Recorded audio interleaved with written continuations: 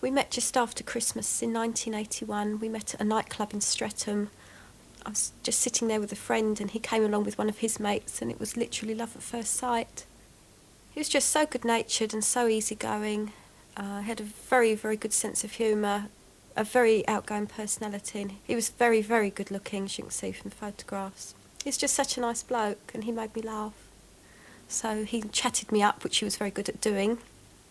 And we started going out. Within 6 months we'd moved in together because it was love at first sight and we just decided that we wanted to be together. When the test results did come back, I was sitting beside Mandy in the hospital room and the doctor came in and he said that the test results had come back and that Mandy had the virus that causes AIDS. And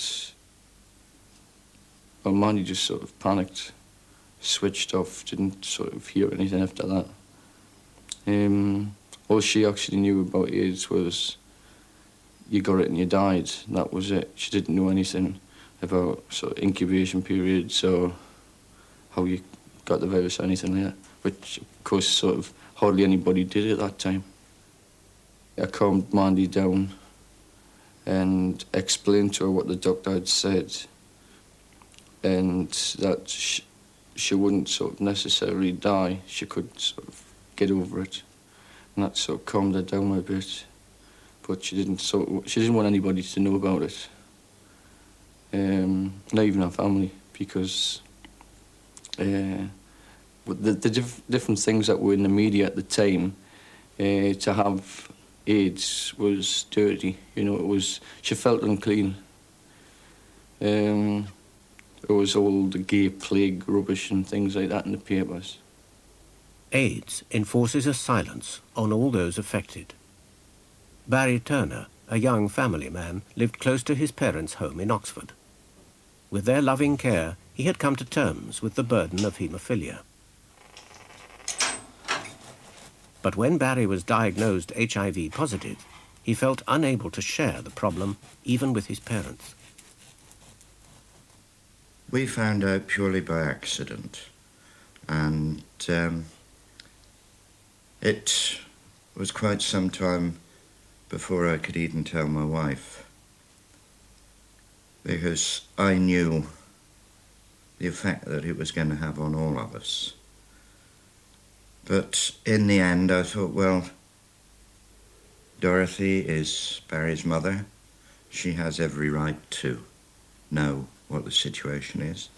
He didn't want to discuss it with anyone for fear of being ostracised, and also to protect his family because his young son was quite aware that there was this awful AIDS, HIV business around, and he did question his father at one time, but Barry denied and said, no, it won't happen to me, but in actual fact it already had.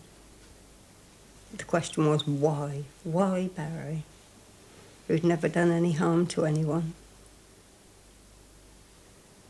He was such a happy-go-lucky boy, and even though quite often he was in a great deal of pain, he still had something to cause laughter. He didn't like sympathy or self-pity. He was always the first to join in anything that had a bit of fun attached to it, you know. He was such a lovely boy.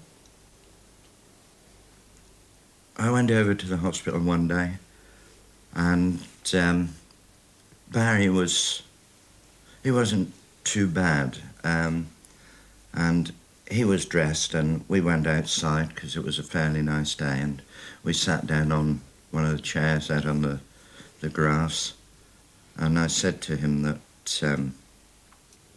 we knew that he was HIV positive, and I said that we would do everything that we possibly could to help him. He said, well, I know that, Dad. He said, but I don't want to discuss it. He says, I can't. He says, I'll never come to terms with it. And with that, the conversation on HIV ceased. We were very loath to tell both sets of neighbours. about what he'd actually got, because he was frightened and I was worried really, because they've all got children. And I thought if they find out he's got AIDS, they might, I mean, they could do one or two things. They might never speak to us ever again, you know, and they might want to move, or they might want us to move out. Or they could be really supportive, but I didn't want to run that risk of actually telling them. So I never said anything, and I didn't think he'd said anything, but he apparently had gone into one of their houses one night and they'd all had a very, very good drink. And he'd actually spilt the beans and he'd told them. And I didn't know that, so I was like living a lie. And they didn't know whether, they knew what he'd had, but they didn't know whether I knew they knew. So we was all very confused, but they knew all along. And they were very, very supportive. I think, knowing Barry, it was something which was almost unbearable. I think, you know, quite a few of the moments where we've discovered that he had been quite depressed, I think these must have been brought on by the pressure, you know, do I tell or do I keep it secret? If I tell, am I going to be ostracised?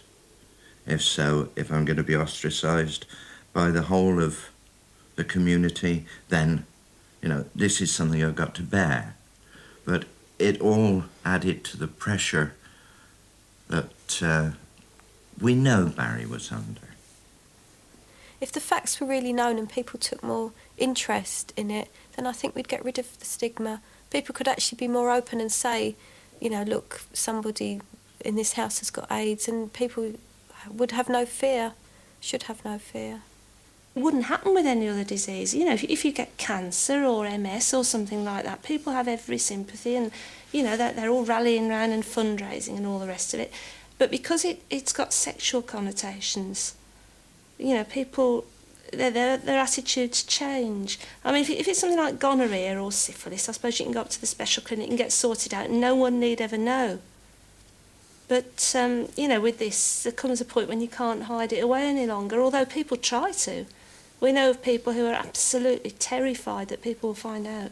You know, people men who are one of, say, 5 or 6 brothers, and they're all haemophiliacs, and they don't know who's positive and who's negative. They won't even talk to their brothers and sisters about it. They won't tell their parents. They don't want their neighbours to know. And it just simply would not happen with any other disease, any other illness. We had an urgent telephone call. Barry was very poorly. Would I go over there? Well, when I got over there, he was actually fighting for breath, so the only thing I could do was to contact the hospital. Barry said that he couldn't travel in our car. He felt so ill, so they laid on an ambulance and he was admitted to hospital just after 1 o'clock, the early hours of 1st of June. And that is sort of the beginning of the end, really, unfortunately. In fact, for about a fortnight before he died, all he had was fluids. Sometimes it was milk, but nothing sort of very nourishing. It was quite torturous to see it. You could do nothing about it. But we couldn't break down in front of him. We all agreed that we mustn't let him see that, how upset we were. We used to save the tears until we came out of the door. He was very brave. The horror, and I can only put it as the horror of seeing Barry in hospital, fading away before your eyes over a 7-week period, is something which is so impressed on my mind I'll never forget it.